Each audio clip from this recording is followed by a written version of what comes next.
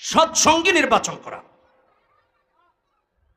স্ত্রী হোক, বন্ধু হোক, বা বাবা তার সন্তান গ্রহণ হোক, আপনি আমি বন্ধু, নেতা, কর্মী, নেককার নির্বাচন করেন।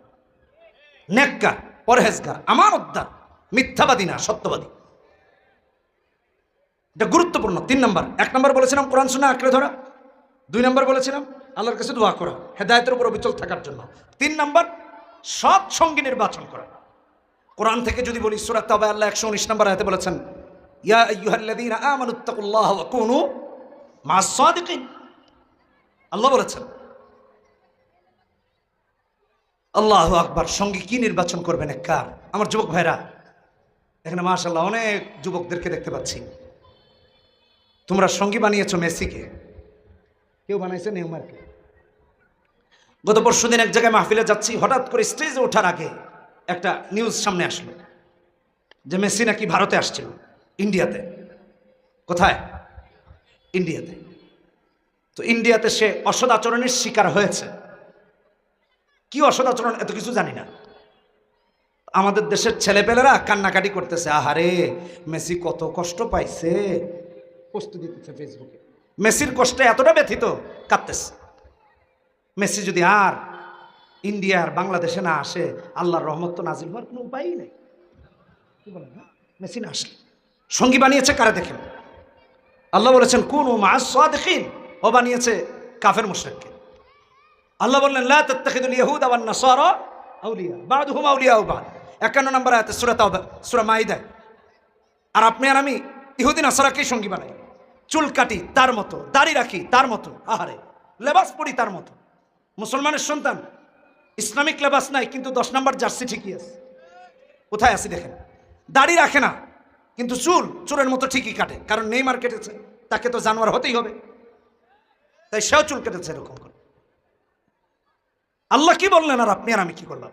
রসুল কি বললেন, আপনি আমি কি করলাম? নেককারকে বন্ধু বানান। আমেরিকাতে গেছি একটা প্রোগ্রামে, ওখানে মায়ামি নাম শুনেছেন অনেকে, গুগলে সার্চ দিয়ে দেখবেন। পৃথিবীর সুন্দর জায়গাগুলোর একটা জায়গা মায়ামি। আল্লাহ অনেক জায়গাতে ঘুরিয়েছেন মায়ামিতে। ফ্লোরিডার একটা শহর। হ্যাঁ, মানে ট্রাম্প স্যার আছে না, ট্রাম্পের বাড়ি যেখানে আর কি, ওখানে। তো ওখানে মেসি নাকি ইন্টার মায়ামি একটা ক্লাবে খেলে। হ্যাঁ, তাই না? ওই যে আপনাদের পিসাবার কি যে একটা ক্লাবে খেলে। তো আমার এক ভাই সঙ্গত কারণে তিনি গতকালকে আমাকে মেসেজ করছেন যে আমার এই কথা বলছে, কই শায়েখ চলেন একদিন মেসিকে দেখায় নিয়ে আসি, আমারে প্রস্তাব করতেছে। তো আমি বললাম মেসিকে দেখলে কি সব টপ আছে নাকি? কথা বুঝেন নাই? আল্লাহর ওলিদেরকে দেখলে নিলে সওয়াব আছে, বুজুর্গদের সাথে মোলাকাত করলে সওয়াব আছে। কি বলেন, ঠিক কিনা বেঠিক? তো মেসি দামাত বারকাত হুমরে দেখলে এটা ব্যাপার সেবার কেমন?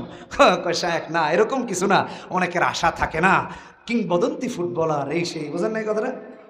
আহারে কোথায় আপনার আমার বিবেক চলে গেছে দেখেন।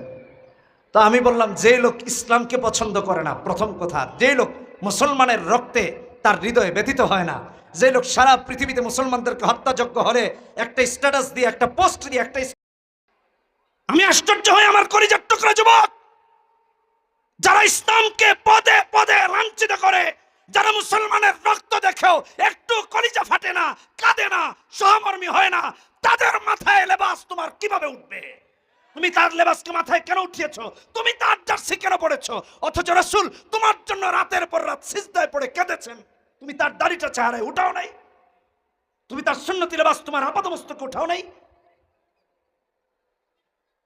বললে তো লম্বা হয়ে যাবে। আল্লাহ বলেছেন লাকাদ কানা লাকুম ফি রাসূলিল্লাহি উসওয়াতুন হাসানাহ। তুমি বানিয়েছো ইহুদি নাসারাকে সঙ্গী বানান। নেককার, পরহেজগার, দিনদার, আমানতদার, মুত্তাকি, পরহেজগার দেখে চোর ডাকাতদেরকে বানায়েন না, নেককার বানান। বাস্তবতা বললে অনেক লম্বা হয়ে যাবে। এটা কত তারিখ ভুলে গেছি, মসজিদে যাচ্ছি জুমার নামাজে, সঙ্গত কারণে গাড়ি নিয়ে যাইনি, তাড়াহুড়া করে নেমে একটা অটো পেয়েছি, বলি তাড়াতাড়ি চলে, দেরি হয়ে গেছে। আমাদের মসজিদ আবার আপনাদের সব মসজিদের মতো না। এখন তো প্রায় মসজিদে খতিবদেরকে চাকর বানিয়ে রাখে, ইমামদেরকে। যখন যাই তখন নামাজ, যখন যাই তখন বায়ান, কোনো ফাইজলামিটা ইসলামের জায়গা নেই। এখন তো বুড়া হয়েছি, বুঝলেন নাই কথাটা, চুলদাড়ি পাকতেছে। 16 বছর হয়ে গেছে, ঢাকার বড় বড় মসজিদ আলহামদুলিল্লাহ আল্লাহ খেদমত নিয়েছেন। এখন তো এমনি মানুষজন চায়। এই কথা বলার উদ্দেশ্য কি? খতিবদেরকে চাকর বানায় রেখেন না, তাদেরকে স্বাধীনতা দিন, নেতৃত্ব তাদের হাতে দেন, দেখবেন সমাজ ঠিক হয়ে যাবে। এটা আমি বলতেছি খতিবদের জন্য, তাহলে দেখবেন সমাজ পরিবর্তন হবে। চোর বাটপারদের হাতে সমাজকে তুলে দিন। আমার প্রসঙ্গত কথাগুলো বলতেছি। লাকাদ কানা লাকুম ফি রাসূলিল্লাহি উসওয়াতুন হাসানাহ, খুবই ইম্পর্টেন্ট। সঙ্গী বানান নেককার।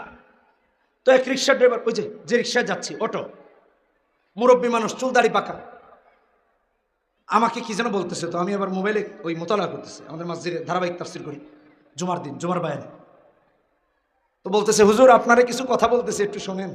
আমি সামনে থেকে বলতেছি, তা আমি একটু মনোযোগ দিলাম, মনে হ্যাঁ বাবা বলেন। তা আমি আবার এরকম করে হাতটা এখানে দিয়ে একটু কানটা আগায় দিলাম, চাচার কথাগুলো শুনি।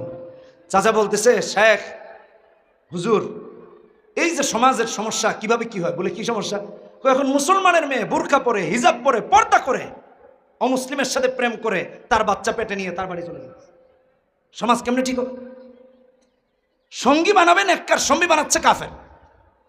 সঙ্গী বানাবে মুত্তাকি, সঙ্গী বানাচ্ছে অমুসলিম, আবার তার সন্তানও করবে নিয়ে। আমার অনেক মেয়েদের স্টেটমেন্ট দেখেছি, সে কাফের হয়ে গেছে, সে বলছে আমি আমার ধর্ম পরিবর্তন করে দিয়েছি।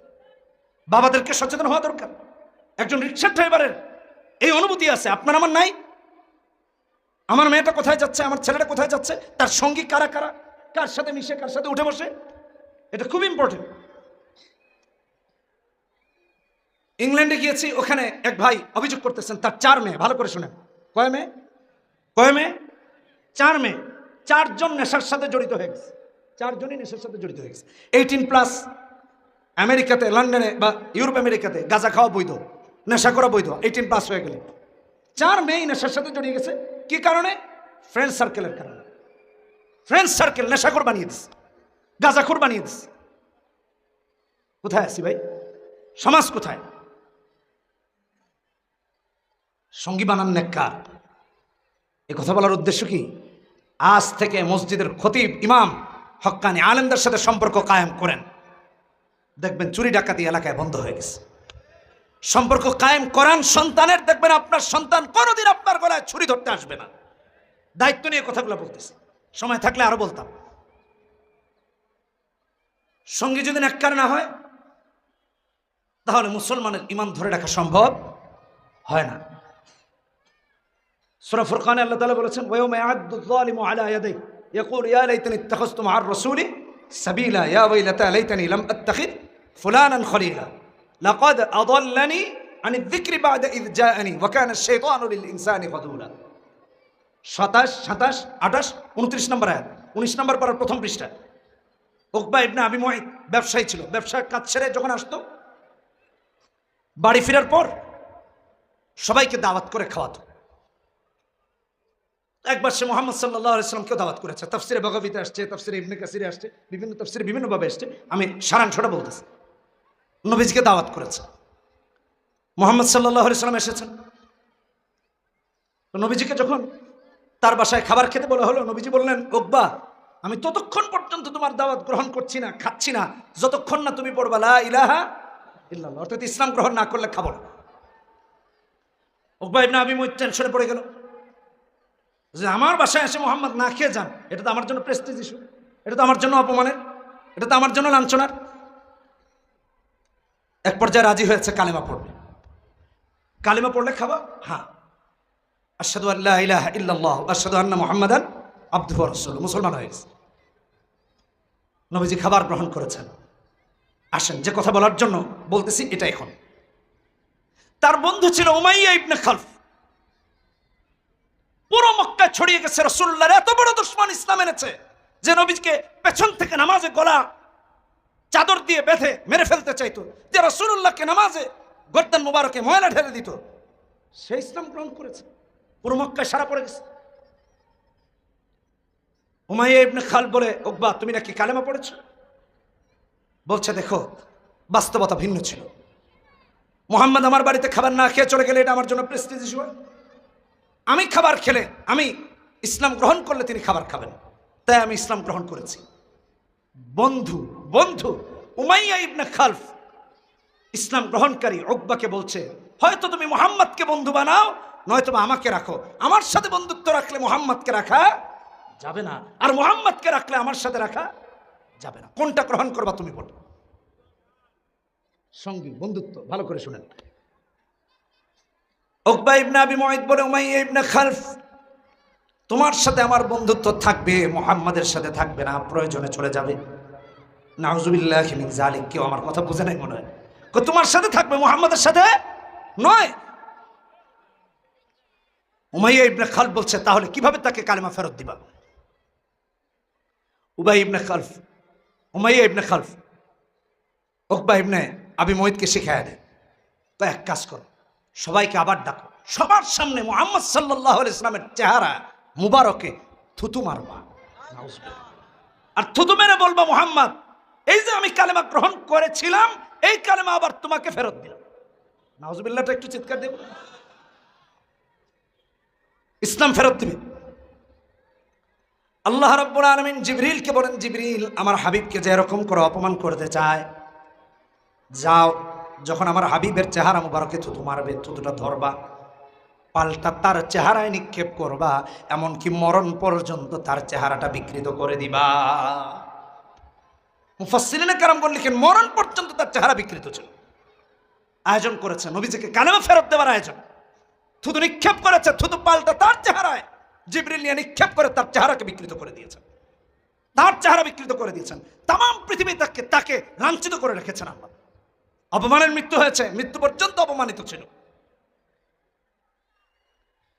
আল্লাহ রাব্বুল আলামিন তার কথা বলতে গিয়ে বলছেন, বন্ধুত্ব তাকে এমন ভাবে ভ্রষ্ট করে দিয়েছে, কিয়ামতের দিন হাত কামড়াতে থাকবে আর আক্ষেপ করে বলতে থাকবে, আহারে, ওই দিন আমি যদি মুহাম্মাদের সাথে বন্ধুত্ব রাখতাম, উমাইয়ার সাথে যদি বন্ধুত্ব না রাখতাম, তাহলে আজকে আল্লাহর জান্নাতে আমি যেতে পারতাম। ঠিক কিনা বেঠিক জোরে বলেন? আমার ভাইরা, এই সমাজেও বহু মানুষ অসৎ বন্ধুর কারণে জাহান্নামী হয়ে যায়, অসৎ নেতৃত্বের কারণে জাহান্নামী হয়ে যাবে। কিয়ামতের ময়দানে আক্ষেপ করে বলতে থাকবে, আহারে, খতিব সাহেবের অনুসরণ করলে, আল্লাহর রাসূলের অনুসরণ করলে, ভালো মানুষের সাথে সম্পর্ক রাখলে আমিও হতে পারতাম জান্নাতি। এই জন্য সঙ্গী নির্বাচন করা, নেককার, পরহেজগার, দিনদার, আমানতদার, আল্লাহ মানাকে সঙ্গী বানা, মুত্তাকিকে সঙ্গী বানা। কয়টা বললাম? কয়টা? 1 নাম্বার কোরআন সুন্নাহ আঁকড়ে ধরা। 2 নাম্বার, মাশাআল্লাহ, মনে আছে, দেখছেন? তাহলে বোঝা গেল ওয়াজ আলহামদুলিল্লাহ সাকসেস। 3 নাম্বার, সৎ সঙ্গী নির্বাচন করা। 4 নাম্বার, ইলম হাসিল করা এবং